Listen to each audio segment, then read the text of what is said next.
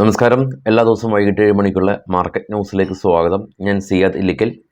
ഇന്ന് നമ്മൾ മാർക്കറ്റ് ഔട്ട്ലുക്കാണ്. വരും ആഴ്ചയിലെ മാർക്കറ്റിനെ സ്വാധീനിക്കുന്ന ഗ്ലോബൽ മാർക്കറ്റ് ഈവൻറ്റുകൾ നമ്മൾ ഡിസ്കസ് ചെയ്യുന്നുണ്ട്.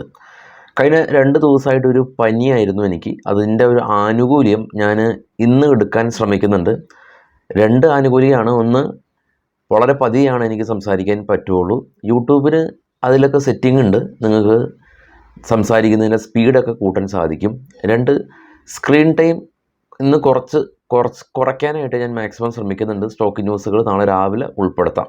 ഇപ്പോഴും പൂർണ്ണമായിട്ടും ഫിറ്റായിട്ടില്ല. ന്യൂസിലേക്ക് വരുമ്പോൾ കഴിഞ്ഞ ആഴ്ച വിടാം. ഡിസംബർ മാസം തന്നെ എടുക്കാം. 17 ഇന്ന് 17-ാം തീയതിയാണ്.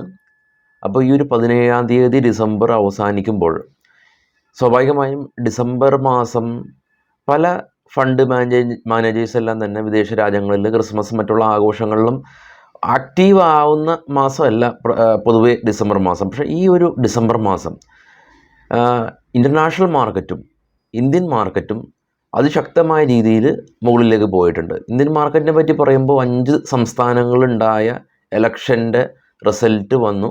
റൂളിംഗ് പാർട്ടിക്ക് അനുകൂലമായ രീതിയിൽ റിസൾട്ട് എന്നുള്ള ഒരു കാരണവും, രണ്ടാമതായിട്ട് US നിന്ന് CPI ഇൻഫ്ലേഷൻ ഡേറ്റ വന്നു. പലിശ നിരക്ക് വർധനവ് രണ്ടാമതും ഇല്ല എന്നുള്ള ഒരു കാരണവും കൂടി ഇന്ത്യൻ വിപണി ഒരു 17 ദിവസം കൊണ്ട് 1200 പോയിൻറ്റിൻ്റെ മുകളിൽ റാലി രേഖപ്പെടുത്തി ഓൾ ടൈം ഹൈയിലാണ് ഇപ്പോൾ എത്തി നിൽക്കുന്നത്. നിഫ്റ്റിയുടെ ചാർട്ട് നമുക്ക് കാണാം.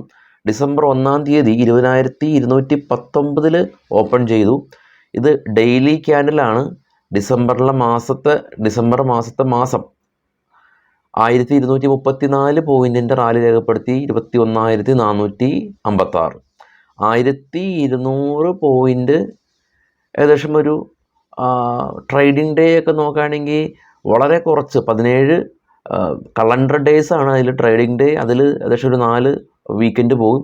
അപ്പോൾ ഇത്തരം ചുരുങ്ങിയ സമയം കൊണ്ട്, ചുരുങ്ങിയ ദിവസം കൊണ്ട് 1200 പോയിൻറ്റിൻ്റെ റാലിയാണ് നിഫ്റ്റി കൊണ്ടുവന്നിട്ടുള്ളത്. അപ്പോൾ നിഫ്റ്റിയുടെ ഇയർ ഓൺ ഇയർ റിട്ടേണൊക്കെ സ്വാഭാവികമായ രീതിയിൽ ഒരു 5 മുതൽ 10% വരെയുള്ള റിട്ടേണാണ് ഉണ്ടാകാറ് ഇപ്പോൾ നിഫ്റ്റി ബീസൊക്കെ. പക്ഷേ ഇപ്പോൾ ഈ ഒരു മാസം കൊണ്ട് തന്നെ ഏകദേശം ഒരു 10% റിട്ടേൺ കിട്ടിയ ഒരു രീതിയിലാണ് നിഫ്റ്റി ഉള്ളത്. സെക്ടറും അങ്ങനെ തന്നെയാണ്. കഴിഞ്ഞ വെള്ളിയാഴ്ചയും വ്യാഴാഴ്ച ദിവസങ്ങളിൽ IT സെക്ടറിൽ ശക്തമായ ബൈയിങ് കണ്ടു. ഈ വിപ്രോ, TCS, ഇൻഫോസിസ് തുടങ്ങിയ IT കമ്പനികളെല്ലാം തന്നെ ശക്തമായ റാലി രേഖപ്പെടുത്തി. IT മാത്രമല്ല, SBIയും, രാജ്യത്തിലെ ഏറ്റവും വലിയ പൊതുമേഖലാ ബാങ്കായിട്ടുള്ള SBIനും കഴിഞ്ഞ ആഴ്ചകളിൽ നടത്തിയിരിക്കുന്നത് ഗംഭീരമായിട്ടുള്ള റാലിയാണ്. PSU ബാങ്കും പ്രൈവറ്റ് സെക്ടർ ബാങ്കും IT സെക്ടറും കൂടി ഇന്ത്യൻ നിഫ്റ്റീനെ ബഹുദൂരം ഇപ്പോൾ മുന്നിലേക്ക് കൊണ്ടുപോയിട്ടുണ്ട്. ഒരു കാര്യമാണ് ഇപ്പോൾ ശ്രദ്ധിക്കാനുള്ളത്, നിഫ്റ്റിയുടെ PE റേഷ്യോ ഏകദേശം ഒരു 23 ആ ഒരു റേഞ്ചിലാണ്. അതുകൊണ്ട് തന്നെ ഇനിയും ഈ ഒരു കുതിപ്പ് ഉണ്ടാകുമോ എന്നുള്ള കാര്യത്തിൽ നമ്മൾ വളരെയധികം ജാഗ്രത പുലർത്തേണ്ടതാണ്. നിഫ്റ്റിയുടെ PE റേഷ്യോ ഒക്കെ ഇത്രയധികം ഹയർ റേഞ്ചിലായിരിക്കുന്നത് ചെറിയ രീതിയിലെങ്കിലും ഒരു പ്രോഫിറ്റ് ബുക്കിങ്ങിനുള്ള സാധ്യതകൾ തള്ളിക്കളയാനായിട്ട് പറ്റില്ല. FISൻ്റെ ഒരു കാര്യമാണ്. ഇന്ത്യൻ മാർക്കറ്റിൽ FIS ഈ ഒരു ഡിസംബർ മാസം മാത്രം 32,989 കോടി രൂപയുടെ ബൈയിങ് നടത്തിയെന്നുള്ളതാണ്. FIS അതിശക്തമായ രീതിയിൽ ഇന്ത്യൻ മാർക്കറ്റിലേക്ക് തിരികെ വന്നു. അടുത്ത ആഴ്ചയിലെ ഗ്ലോബൽ മാർക്കറ്റിൽ പ്രധാനമായിട്ടും US നിന്ന് നമുക്ക് ദിവസം നോക്കാം. തിങ്കളാഴ്ച ദിവസം ചൈനയുടെ ഫോറിൻ ഡയറക്റ്റ് ഇൻവെസ്റ്റ്മെൻറ്റും ജർമ്മനിയിൽ നിന്നും ജർമ്മൻ ബിസിനസ് എക്സ്പെക്റ്റേഷനാണുള്ളത്. ചൊവ്വാഴ്ച ദിവസം US നിന്ന് ബിൽഡിംഗ് പെർമിറ്റും യൂറോസോണിൽ നിന്ന് ഇൻഫ്ലേഷൻ ഡേറ്റ വരുന്നുണ്ട്. അത് കുറച്ച് റെലവൻ്റ് ഉള്ളൊരു ഡേറ്റയാണ്. ബുധനാഴ്ച ദിവസം നോക്കുകയാണെങ്കിൽ US നിന്ന് കൺസ്യൂമർ കോൺഫിഡൻസും ക്രൂഡ് ഓയിൽ ഇൻവെൻട്രീസും, ചൈനയിൽ നിന്ന് ലോൺ പ്രൈം ഡേറ്റ, UK നിന്ന് CPI ഇൻഫ്ലേഷൻ ഡേറ്റ. വ്യാഴാഴ്ച ദിവസം US നിന്ന് GDPയും ഫിലാഡൽഫിയ ഫെഡ് മാനുഫാക്ചറിംഗ് ഇൻഡെക്സും ഇനീഷ്യൽ ജോബ്ലെസ് ക്ലെയിമും. ഫ്രൈഡേ UK നിന്ന് GDPയും ഇന്ത്യയുടെ ഭാഗത്തു നിന്ന് RBI MPC മിനിറ്റ്സ് ഓഫ് മീറ്റിങ്ങുമാണ് ഉള്ളത്. ഞാനിപ്പോൾ ഇമ്പോർട്ടൻസ് ലെവൽ ഏകദേശം ഒരു 3 പോയിൻറ്റിന് മുകളിലുള്ള ഗ്ലോബൽ ഈവൻറ്റുകൾ മാത്രമാണ് എടുത്തിട്ടുള്ളൂ. അതെല്ലാം തന്നെ വളരെയധികം റെലവൻ്റ് ഉള്ളതാണ്. എല്ലാ ഈവൻറ്റുകളും എടുത്തിട്ടില്ല. 3 പോയിൻറ്റിന് മുകളിൽ ഇമ്പോർട്ടൻസ് ഉള്ള ലെവലുകളാണ് എടുത്തിരിക്കുന്നത്. അപ്പോൾ അതാത് ദിവസത്തെ ഇമ്പോർട്ടൻസ് ആയിട്ടുള്ള ഈ ഒരു ഈവൻ്റ് അനുസരിച്ച് നിങ്ങൾക്ക് പൊസിഷൻസ് എല്ലാം തന്നെ ഹോൾഡ് ചെയ്യാൻ ശ്രമിക്കുക. കാരണം കഴിഞ്ഞ ആഴ്ചയിലും അതിന് മുമ്പുള്ള ആഴ്ചയിലും ഇത്തരം ഈവൻറ്റുകൾ ഉണ്ടായിരുന്നു. അപ്പോൾ നമ്മൾ ഓരോ സമയത്തും ഓപ്പൺ ഇൻട്രസ്റ്റ് ഒക്കെ പരിശോധിക്കുന്ന സമയത്ത് കോളെല്ലാം തന്നെ അഗ്രസീവ് ഷോട്ട് കണ്ടിരുന്നു. അവരെല്ലാം തന്നെ ലോസാണ് ബുക്ക് ചെയ്തിട്ടുള്ളത്. അപ്പോൾ ഓപ്ഷൻ റൈറ്റേഴ്സിന് എസ്പെഷ്യലി മാർക്കറ്റ് ഏതെങ്കിലും ഒരു ഭാഗത്തേക്ക് അഗ്രസീവ് മൂവ്മെൻ്റ് ഉണ്ടായാൽ നഷ്ടം സംഭവിക്കും.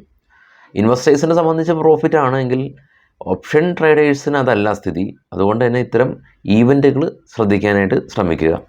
നമ്മൾ മാർക്കറ്റ് ക്ലോസ് ചെയ്തതിന് ശേഷം US മാർക്കറ്റ് കൺസോൾട്ടേഷനാണ് ഉണ്ടായിട്ടുള്ളത് എന്നുള്ളത് ശ്രദ്ധിക്കുക. ചാർട്ട് കാണാം. ഏറ്റവും താഴെ നോക്കിയാൽ US വിക്സ് 21% ഇടിഞ്ഞ് 10.6 എന്നൊരു നിലയിൽ എത്തി നിൽക്കുന്നുണ്ട്. ഇന്ത്യ വിക്സിനേക്കാളും കുറഞ്ഞ രീതിയിലാണുള്ളത്. നാസ്ഡാക്ക് ഗ്രീനിലാണ്, ഡോ ഗ്രീനിലാണ്. കൂടാതെ തന്നെ ഇന്ത്യ വിക്സ് കാണാം 13.12. കൂടാതെ തന്നെ യൂറോപ്യൻ മാർക്കറ്റ് മിക്സ്ഡാണ്. ഏഷ്യൻ മാർക്കറ്റ് നമ്മൾ കണ്ടതാണ്. ഏറ്റവും ടോപ്പിൽ കാണാം ഗോൾഡ് $2019 പെർ ഔൺസ്.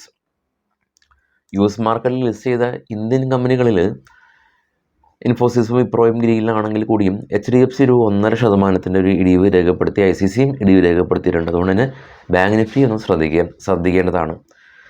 ന്യൂസിലേക്ക് വരുമ്പോൾ പ്രധാനമായിട്ടും അടുത്ത ആഴ്ച ഒരുപാട് കമ്പനീസിൻ്റെ IPO ആണുള്ളത്.